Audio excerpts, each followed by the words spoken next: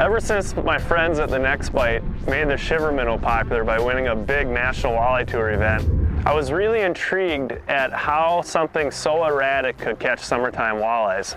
So since that day, it's really pushed me to find other lures in the same category that will have the same triggering characteristics.